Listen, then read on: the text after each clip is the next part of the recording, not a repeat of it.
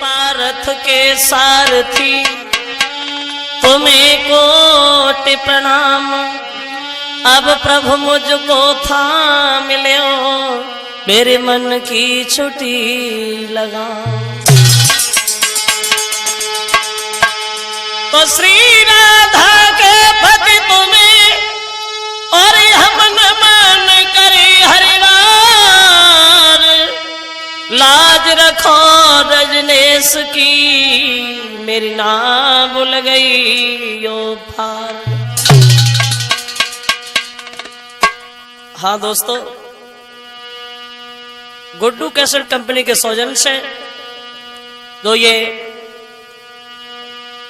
भगवान की कथा में से लिया हुआ आख्यान आप लोगों को समझ लेकर के चल रहे हैं मेरे रजनेश परम पूज्य गुरुदेव ब्रजेश शास्त्री जी का भांजा। तो आइए देखें थोड़ी देर किस तरह से भगवान ने आदमी सरकार योगी राज कृष्ण का विवाह महाराज भीष्मक की लड़की रुक्मिणी के साथ में हुआ। जो हमें प्रमाण मिला है वो आओ थोड़ी देर गौर करें। गुड्डू कैसेट कंपनी के सौजन्य से बताया तो ये गया, कुंदनपुर के एक राजा हुए जिनका नाम पड़ा महाराज भीष्मक। 4 लड़का, सबसे बड़े लड़के का नाम रुकुम और इनकी एक लड़की थी जिसका नाम था रुक्मिणी। जब ये रुक्मिणी पैदा हुई थी बचपन में तो एक बार देवश्री नारद का आना हुआ और महाराज भीष्मक बड़ा सम्मान करते नारद का। आदर सत्कार करने के बाद बैठा लिया नारद को और कहने लगे महाराज बड़े अच्छे समय पे आए हैं आप। कल परसों हमारे घर में एक बेटी ने जन्म लिया, क्या उसकी दिन दिशा बताएंगे? नारद बोले जरूर बताएंगे। अब लड़की का हाथ अपने हाथ में नारद लेके बोले हैं, हरे सोने लागा की बात मुनि ने आता पत्रिका लिया और मोने सोधी माछी लगन रे के नाम धरी दिया।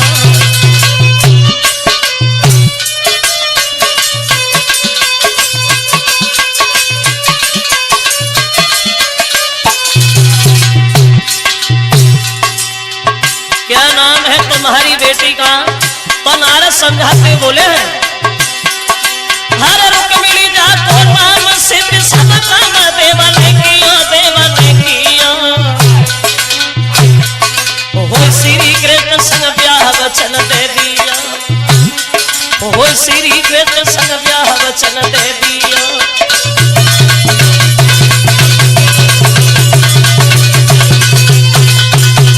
उत्तर दिया कि तुम्हारी लड़की का नाम है रुक्मिणी, बहुत होशियार चतुर चालाक निकलेगी तुम्हारी कन्या, अपने से बड़े का सम्मान करेगी और सबका आदर सत्कार करने वाली। अंत में तुम्हारी बेटी का विवाह द्वारकाधीश भगवान कन्हैया के साथ में होगा। तुम्हारे घर में भगवान कन्हैया तुम्हारे दामाद बन के आएंगे। जो ये सुना भीष्मक खुशी के मारे गद्दी से उछल पड़े। बाबा नारद क्या कहा? कन्हैया हमारे दामाद? बोले हाँ। जवाब दिया तो हमारी किस्मत ही बन जाएगी।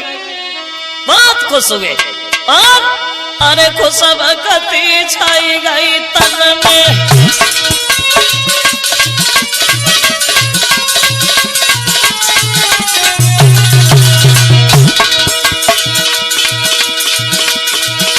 अरे खुशबकती छाई गई तन में और राजा मगन है मन में। कहे के भुजा के बीच भवन में नारद बैठा है आंगन में। बहुत खुश हुए बाबा नारद। अगर कन्हैया हमारे दामाद बन के आए तो हमारी किस्मत ही बन जाएगी नारद, हमारा घर पवित्र हो जाएगा। अब नारद तो वहां से चले गए और वो रुक्मिणी घर में धीरे धीरे धीरे धीरे जो कुछ समझदार होने लगी हैं, बड़ी होने लगी हैं। एक बार रुक्मिणी जो है द्वार पे बैठी सहेलियों के साथ खेल रही थी तो इनके द्वार से एक महात्मा कुछ गाते हुए निकल गए। क्या गाते हुए निकल गए कि बोले ब्रज भूमि में हुआ है अवतार कन्हैया का, है सौभाग्य उन्हें हो दीदार कन्हैया का। गाते हुए निकल गए कि भगवान का अवतार हो गया। और जो रुक्मिणी ने ये सुना तो उस रुक्मिणी के दिल में एक दूसरी बात आई, अब हम तो शादी करेंगे। वो शादी करेंगे तो कन्हैया से करेंगे।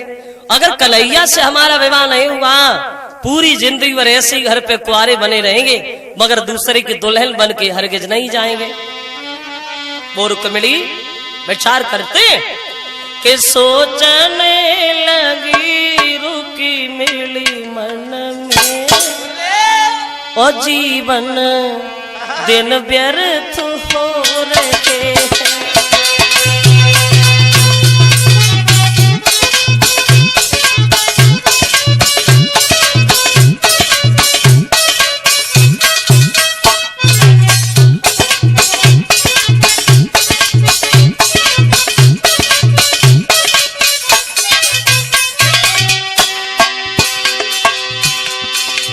रुक्मिणी बैठी बैठी विचार कर रही है।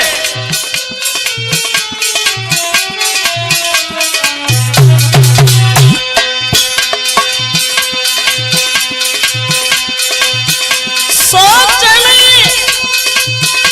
लगी बिटिया बनाना, जीवन दिन व्यर्थ हो रहे। माया इसी जगह विराज रही, मायापति किधर सो रहे हैं।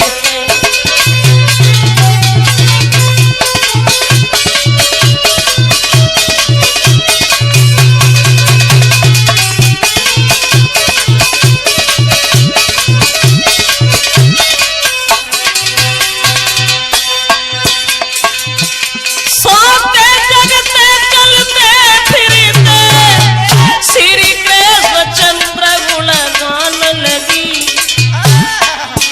सखियन में चर्चा छिड़ जावे तो मोहन के गीत सुनान लगी।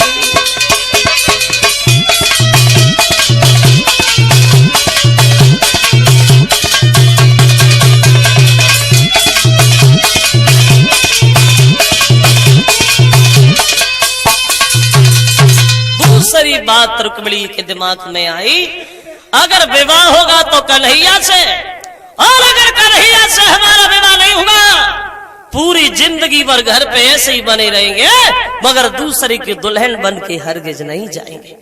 अब रुक्मिणी इधर विचार कर रही है, और धीरे धीरे वो रुक्मिणी जो है घर में जवान तंदुरुस्त कि घर बेटिया घूमे पारी है, वो तो सोच रही महतारी है घर।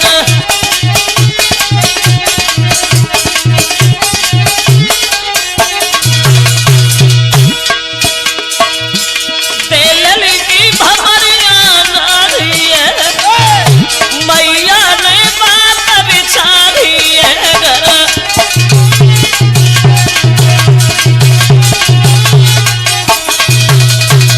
जवान हो गई रुक्मिणी शादी के योग्य घर में। एक बार रुक्मिणी की माँ ने देखा, अब तो हमारी लड़की तंदुरुस्त है, जवान, और ये माता पिता का हक बनता है, जब लड़की समझदार हो जाए, शादी के लायक हो जाए, तो घर का काम कोई बाद में करे, सबसे पहले अपनी लड़की की शादी करे। माँ अपने मन में विचार कर रही है, आज ही अपने महाराज को बुलाऊंगी और अपनी बेटी रुक्मिणी की शादी की बात करूंगी। सोचा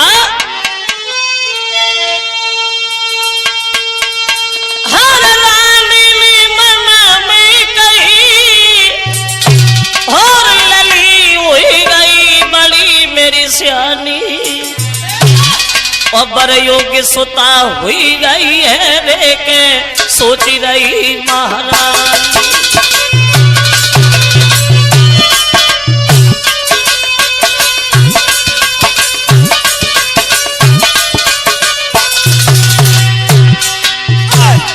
विचार करती है माँ, आज ही बुलाऊंगी अपने महाराज को। दासी को बुलाया और बोली है,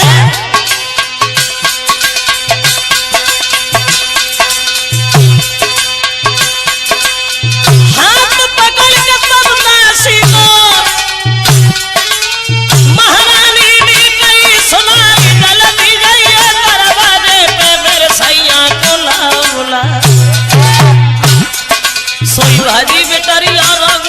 मसे मसका चली मधुरिया छा और चटक चुनरी हालत कतिरा में दुतिया दबती पाए सो जाए वो उमर को दचका पैर को दचका लगे कमर वालों खाए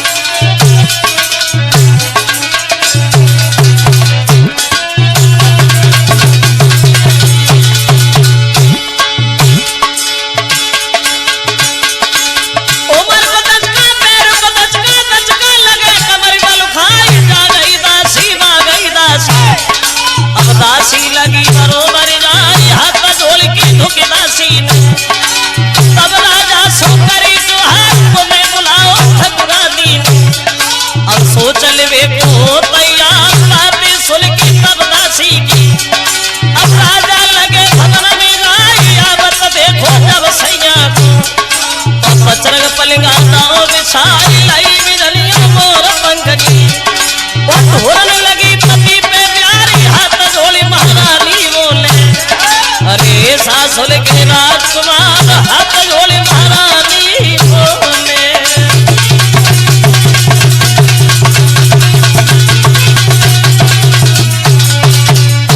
भेज दिया दासी ने महाराज को घर पे और ये कह दिया कि तुम्हारी पत्नी घर पे इंतजार कर रही। कहे महाराज भीष्मक जब घर में तो पत्नी ने बड़ा आदर किया बहुत सम्मान किया होगा ऐसा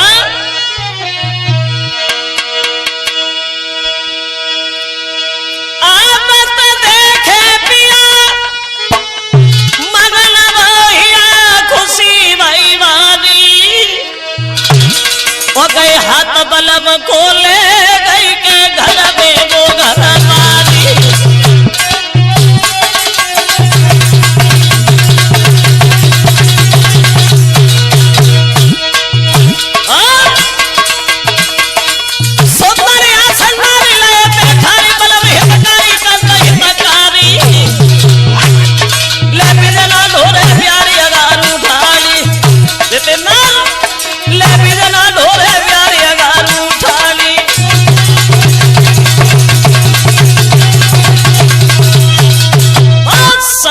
किया पत्नी ने अपने पति का और बड़ा आदर सत्कार करने के बाद और एक बात कहती महाराज आप भूल रहे हैं। क्या भूल रहे हैं? जवाब दिया आप भूल रहे हैं अब हमारी रुक्मिणी तंदुरुस्त है जवान है और तुम ये जानते जो लड़की समझदार हो जाए जवान हो जाए तो माता पिता का अधिकार बनता है। सबसे पहले लड़की की शादी कहीं अच्छा घर देखो कहीं सुंदर वर देखो चरित्र का साफ हो समाज में इसका नाम हो लोग सम्मान से इज्जत से उन्हें बुलाते हो अपनी बेटी लड़की और रुक्मिणी की शादी उसी के साथ करो। तो महाराज भीष्म बहुत खुश हुए और दरबार में गए हैं सबसे बोले हैं देखो भैया आज दरबार के सारे काम बंद कर दिए जाएं सिर्फ एक ही बात पे फैसला होगा कोई अच्छा घर देखो कोई सुंदर वर देखो आज सबको बराबर बोलने का अधिकार हम अपनी लड़की रुक्मिणी की शादी करें। अब जब ये कहा तो जिसके जो दिमाग में आया उसी ने उसी का नाम ले दिया बाहर। एक खड़ा हो गया महाराज हमारे निगाह में वह रुक्मिणी की शादी के लिए कौरवपति दुर्योधन का नाम आया। बड़ा परिवार है दौलत भी बेशुमार है अगर वह रुक्मिणी का विवाह दुर्योधन के साथ हो जाए तो कैसा रहेगा। ये बात तो पूरी नहीं भाई तब तक दूसरा बीच में चिल्लाने लगा नहीं घमंडी दुर्योधन सगे भाइयों का सगा नहीं हुआ कोई और देखो। परिणाम ये होगा पवन सुबह से दोपहर हो गया मगर फैसला नहीं हो रहा है कि रुक्मिणी का विवाह कहाँ किया जाए। हुआ ये कि दरबार के बारी बारी से उन राजन के नाम सोनान लगे।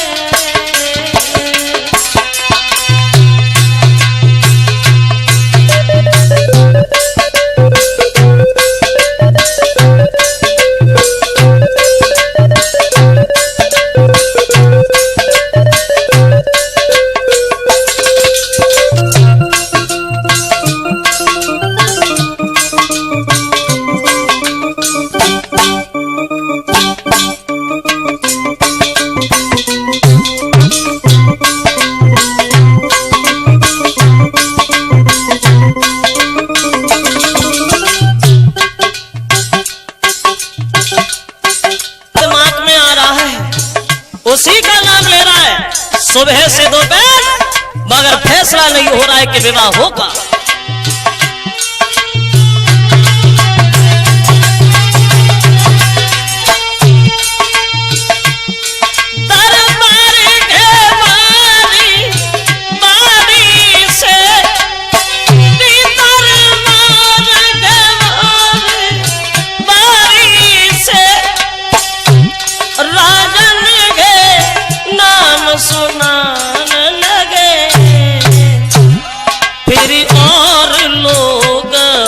लोगन के और बागोड़ियों ए बतान लगे।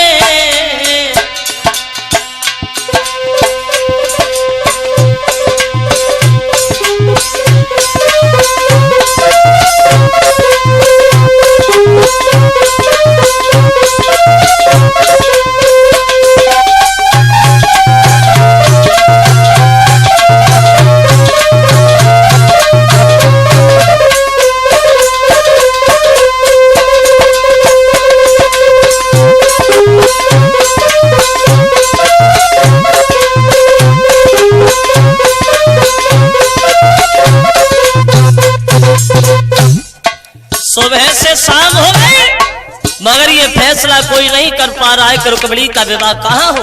परिणाम ये होगा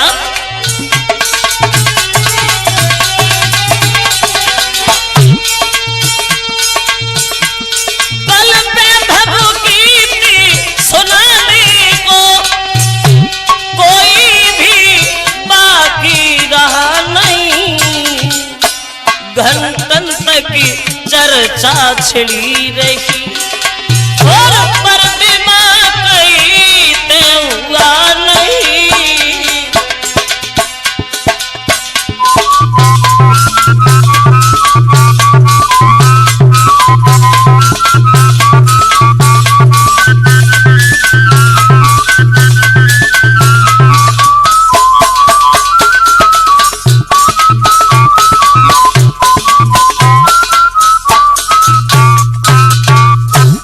सुबह से दोपहर, दोपहर से शाम, मगर ये फैसला नहीं हो रहा है कि रुक्मिणी का विवाह कहाँ किया जाए।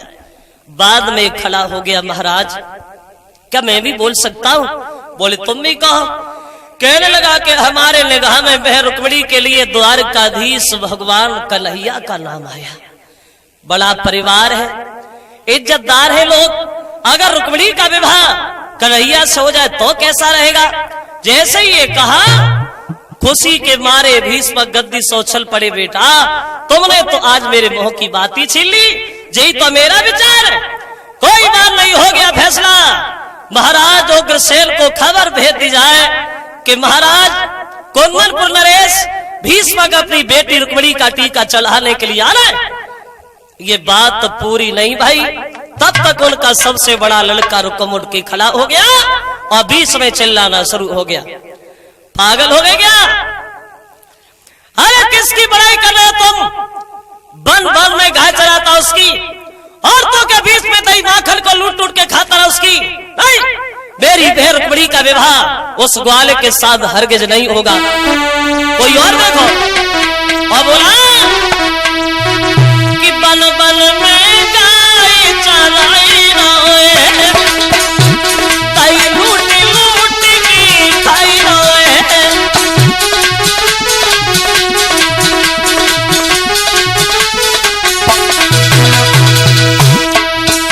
बन बन में गाय चराई रोए, दही लूट लूट की खाई रोए।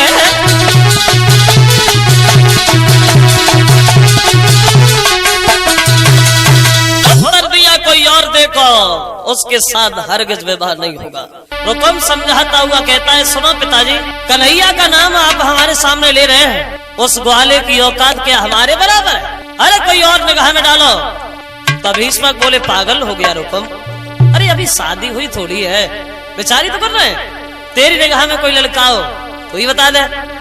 रुकम कहने लगा, पिताजी मेरी बहन इतनी सुंदर है जो उसके बराबर मेरे दिमाग में कोई लड़का ही नहीं। भीष्म बोले, बिल्कुल पागल हो गया रुकम। अरे सोचो, जब भगवान ने लड़की को भेजा तो लड़का भी होगा। थोड़ी देर सोचने के बाद रुकुम बोला, हाँ पिताजी एक लड़का है। कहाँ रहता है, क्या करता है? कल का बहुत बड़ा व्यवहार है, दौलत से भरा भंडार है, लंबा रोजगार है, कोई गैर नहीं है, अपना रिश्तेदार है। बोले बड़ाई करता रहेगा, नाम भी बताना कौन है? तो बोला सुनो, अरे सुन बाबुल के बेनरे के रुकुम आज सब जावे।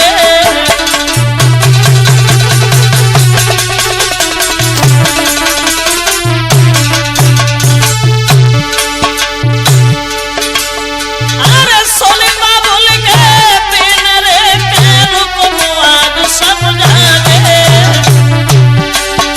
सब राजन में होशियार रे ससपाल नजर मेरी आवे। पिताजी बहुत बड़ा पैसे वाला है, रूप भी जिसका निराला है, दिल का बड़ा भोला भाला है, गोरा है न के काला है, रिश्ता में साला है तो क्या होगा? हम अपनी बहन बुढ़ी का विवाह अपने साले ससपाल से करेंगे। कैसी राय?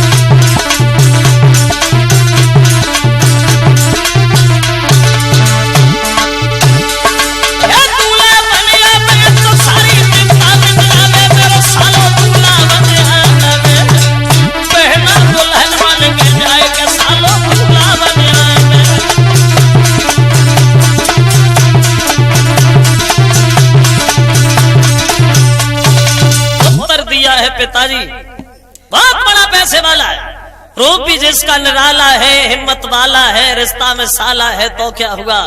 हम अपनी बहन रुक्मिणी का विवाह अपने साले ससपाल से करेंगे। कहो कैसी रही? खुश हो गए होगे सुनते ही सुनते। दांती को पीस करके भीष्म बोले, कमीन पागल हो गया, क्या कह रहा है? ये बात कहने से पहले तुझे मौत भी नहीं आई? क्या तू अपनी बहन की शादी उससे कर सकता है? बोले क्यों नहीं कर सकता? जब वो अपनी बहन की शादी हमारे साथ कर सकता है तो मैं क्यों नहीं कर सकता? होगी, जरूर होगी। और एक बात और सुना, अगर कन्हैया घर में आया तो नतीजा गलत हो जाएगा। अब बोला है बोलो, सुना मेरे सामने ओ बाबुल ये चाली नहीं चली पाएगी, अगर ये शादी पक्की होगी तो तलवारें चल जाएंगी।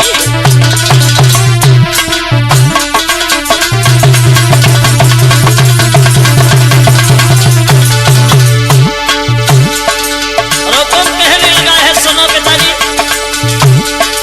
एक एक बात पे गौर करना। और बोला है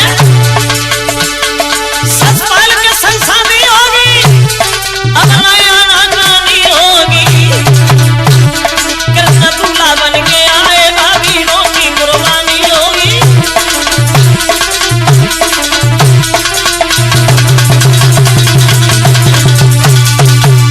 को पीस करके रुकुम ने उत्तर दिया, सुनो अगर कन्हैया घर में आया तो मैं नहीं चाहता हूं कि 1000 औरतें विधवा हो जाएं, मैं नहीं चाहता हूं कि बच्चे अनाथ हो जाएं, मैं नहीं चाहता हूं कि बहन की शादी में 1000 जीवन की बर्बादी हो जाएगी। समझ गए?